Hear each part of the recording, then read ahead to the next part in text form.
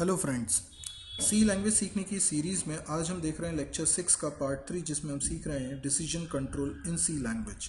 हमने अपने पिछले लेक्चर में देखा था इफ़ और इफ एल्स के बारे में। आज हमें देखना है कंडीशनल ऑपरेटर।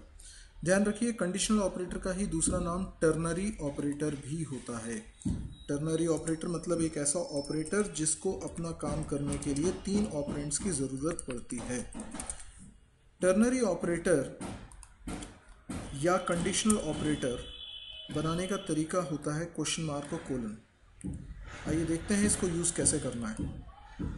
आप इफ़ एल्स से फैमिलियर हैं। इफ़ एल्स में 2 ब्लॉक्स होते हैं, एक इफ़ ब्लॉक होता है, एक एल्स ब्लॉक होता है, जिसकी एक ही कंडीशन होती है जो ट्रू होती है या फॉल्स होती है। ट्रू होती है तो इफ़ का ब्लॉक चलता है, फॉल्स होती है तो एल्स का ब्लॉक चलता है।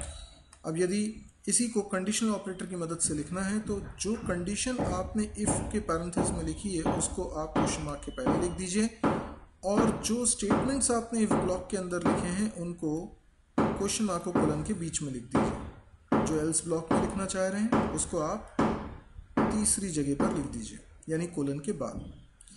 तो ये सिंटेक्स हुआ कंडीशनल ऑपरेटर का। आइए देखते हैं इसका एक एग्जाम्पल।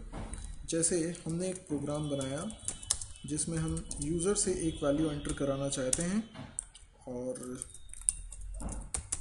इसके लिए मैं मैसेज प्रिंट करा देता हूँ, enter a number scanf %d address of x।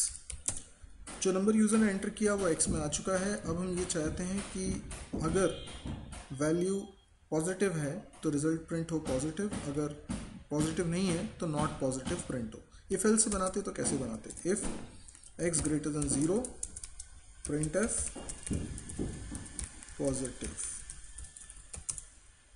Else print F non positive. Right, ये हो जाता है गेट ch प्रोग्राम है। इस तरीके से हम बनाते हैं। अब इसमें जो इफ एल्स वाला पोर्शन है इसको हम कंडीशन ऑपरेटर की मदद से लिख सकते हैं। करना क्या है, ध्यान से देखिए। अब आपको इफ एल्स लिखने की ज़रूरत नहीं है, आपने सीधे कंडीशन लिखी, कंडीशन के बाद क्वेश्चन मार्क लगाया। जो आप इफ ब्लॉक में लिख रहे थे उसको आपने क्वेश्चन मार्क के बाद लिखा, सेमीकोलन हटा दिया मैंने, कोलन लगा दिया है। जो एल्स ब्लॉक में लिखना था उसको हम तीसरी जगह पर लिख देंगे। अब आप देखिए इस पूरे एक्सप्रेशन को, ये वही काम कर रहा है जो इफ एल्स काम कर रहा है। इसको मैं एक बार रन करके बताता हूँ। यस, एंटर अ नंबर, मैंने 3 एंटर किया पॉजिटिव। अगर मैं एंटर करता हूँ 0 तो प्रिंट होता है नॉन पॉजिटिव, अगर मैं एंटर करता हूँ -5 तो नॉन पॉजिटिव। अब ये तो हमें समझ में आ गया कि कंडीशन ऑपरेटर कैसे यूज़ करते हैं। कंडीशन ऑपरेटर का एक और यूजेज है सेलेक्टिव असाइनमेंट। इसको भी समझते हैं। सेलेक्टिव असाइनमेंट का मतलब क्या है? जैसे मान लीजिए मेरे पास 2 वेरिएबल्स हैं x और y, और मैं चाहता हूँ कि यूज़र से 2 नंबर एंटर करूँ। लिखते हैं एंटर 2 नंबर्स, राइट, ओके। और 2 नंबर्स स्कैनफ की मदद से इनपुट करा लेते हैं एड्रेस ऑफ y। अब हमको क्या करना है, पहले तो हम समझ लें कैसे हम सेलेक्टिव असाइनमेंट यूज़ करते हैं। जैसे मान लीजिए मुझे a और b में जो बड़ा है वो x में असाइन करना है, तो मैं क्या करूँगा, मैं a greater than b condition है, अगर ये ट्रू है तो ये पोर्शन सेलेक्ट हो जाएगा, नहीं तो ये पोर्शन सेलेक्ट होगा। तो ये इफ एल्स जैसे ही तो है।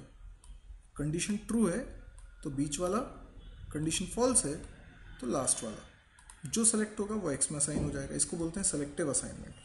तो देखिए इस काम को हम कैसे कर सकते हैं। हम इस स्टेटमेंट को ही हटा देते हैं, दोबारा लिखते हैं।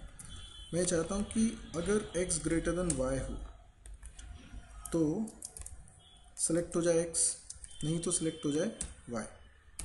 अब दोनों में से कौन सेलेक्ट होगा? जो ग्रेटर होगा, ठीक है।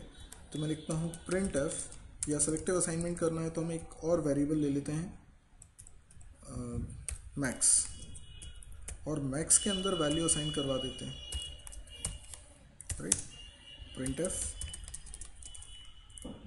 ग्रेटर नंबर इज %d और मैक्स की वैल्यू, राइट। एक तरीका तो ये है। इससे क्या होगा, जो बड़ी वैल्यू होगी वो प्रिंट हो जाएगी। जैसे मैंने एंटर किया 12 एंड 56, ग्रेटर नंबर इज़ 56। अब इसी काम को मैक्स के बिना भी कर सकते थे। कैसे करेंगे, जहाँ आप मैक्स लिख रहे हैं ना उस जगह पर आप डायरेक्टली ये स्टेटमेंट लिख सकते हैं, राइट। तो कैसे लिखें इसको, तो मैं इस स्टेटमेंट को यहाँ से हटाता हूँ और मैक्स की जगह पर लिखता हूँ x ग्रेटर देन y, तो सेलेक्ट करें x, नहीं तो सेलेक्ट करें y।